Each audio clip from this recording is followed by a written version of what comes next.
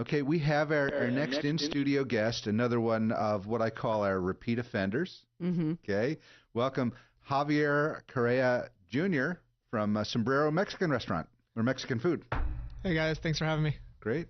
So tell us a little bit about Sombrero. What do you do and what makes you different? Well, first off, what a good segue from your last I know. your last guest. I love that when that accidentally happens. That was pretty nice. Makes us look like we're really good. Yeah. Got it together over there. Yeah, well, we're trying. So I actually my family started Sombrero Mexican Food back in 1984. So when my dad basically opened the brand. My grandfather actually started in the 60s, but my dad reopened it in 1984, what it is today. So pretty simple. We sell the freshest San Diego style Mexican food you can find. So yeah, great. And speaking of bearing witness, I can bear witness to how phenomenal the food is just from this morning. Well, much as I ate. I'm looking at Andrea, and she's just going to be waddling out of here today. I tried to keep it a little light, though. I went with the breakfast tacos, not the full-on burritos. So. Yeah, but then she got into the soft pretzels today too, so she's in trouble. Well, I ate half of his refried. Those are the best refried beans in San Diego. They're all made at each location. I don't want to know what's in there makes them. There's no lard in them. I don't even. We don't use lard in anything in our restaurant. So. How do you make them so delicious? Just the grandma's secret, I guess. Wow, and they have just the right amount of seasoning, and oh my gosh, I died. So if you want to learn more on that, you have to go on location. Okay. Yeah. I'm happy to. So you've been out since 1984. You're a third generation. Yep. So my grandfather originally started the restaurants and eventually got out of it, but that's where my dad learned, and then he reopened what it is today in 1984, and I basically grew up in the business, and it's not really work for me. It's just more like a lifestyle. We have a lot of, I have a few family members who we run the business, right. And but we have a lot of great employees who basically become family members, and sometimes I go in there and it's just like being with my family when I go into the restaurants. Before I came today, I got the food together, and I have some of these employees who've been with us for, I remember them when I was a kid working side by side with them. So it's pretty cool. It's fun. You're still a kid though, Javier.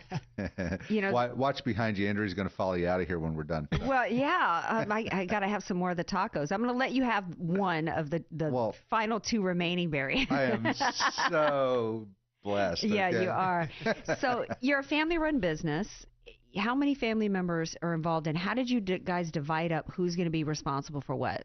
Yeah, well, my dad, obviously, he started it all. So he was there hands-on working everything. And, naturally myself, when I was in high school, well, actually I started working in the restaurant when I was 10 years old.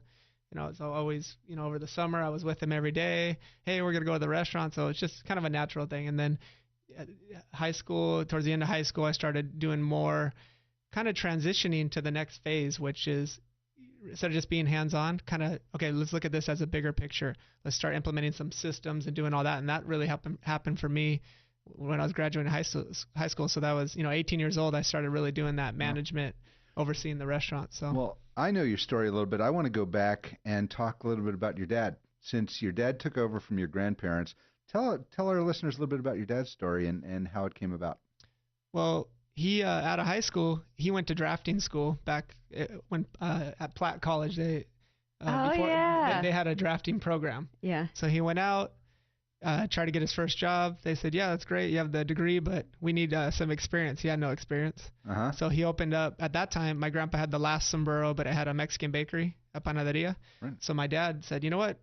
He had his Pinto wagon. It broke down on the corner. He had the Pinto wagon? He had the wood Pinto wagon. That's awesome. He'll tell you the story better than I can, but literally broke down in front of this shop that was for lease. And he said, you know what, I'm going to do a little Mexican market and bakery outlet. So he'd get all the bakery the baked goods from my grandfather, the last restaurant. He had his little market. And we were living in North Park at the time. This is in Golden Hill. And then one day my grandpa sold the final Sombrero, so there was no more Sombrero. And my dad said, hey, that's my source for my bakery, my baked products. So he grabbed all the equipment, packed it into this little market, and just kept it going himself.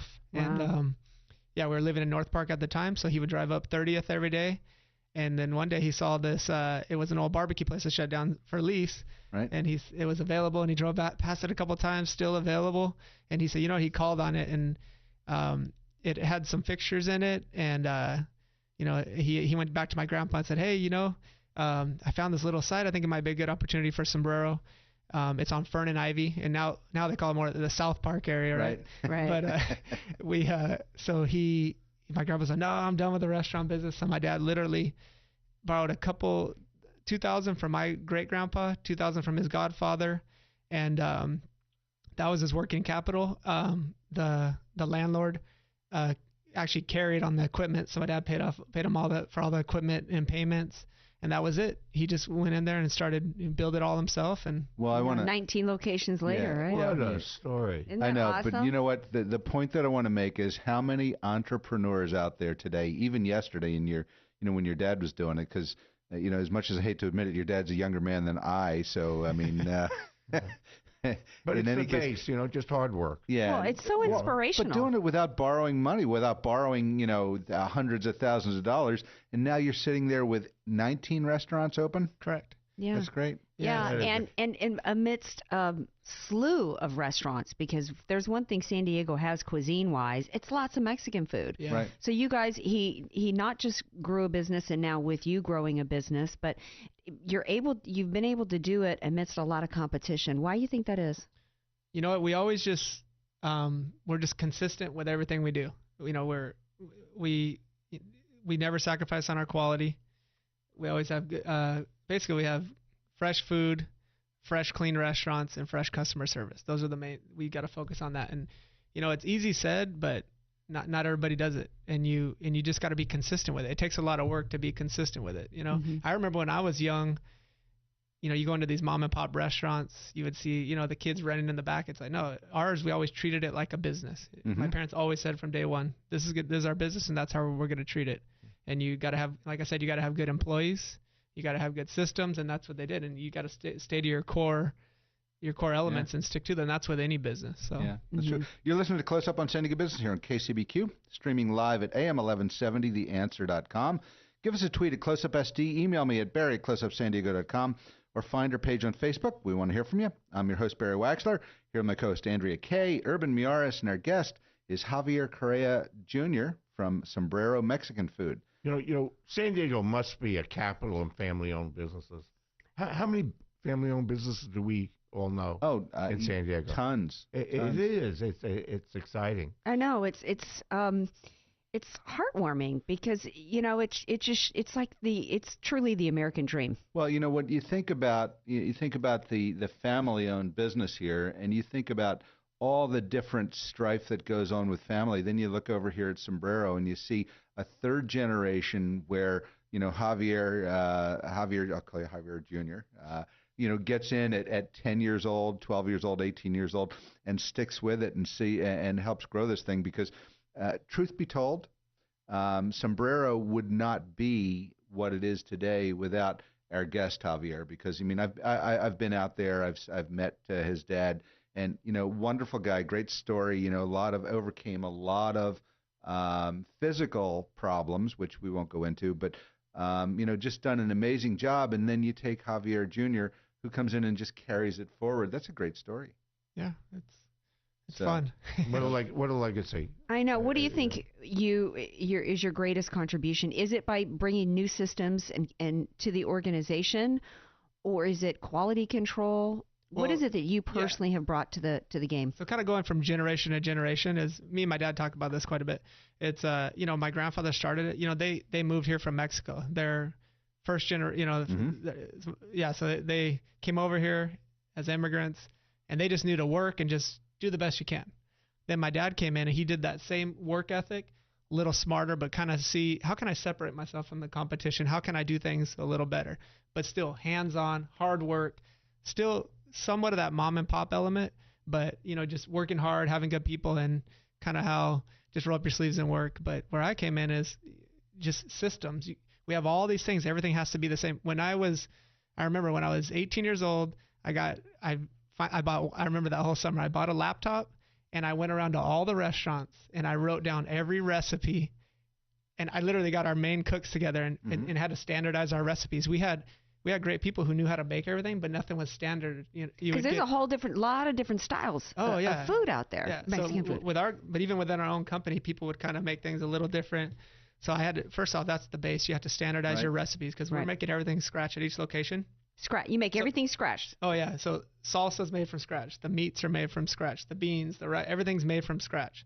And a lot of the ways just, as like grandma would make them back in the day with pots and, we don't have no high tech, really. They're pretty low tech, our kitchens. So that's, so the first thing was to standardize it. And that was, I think, my biggest contribution along with my cousin Arturo. He works with me and, we really put a lot of those systems together.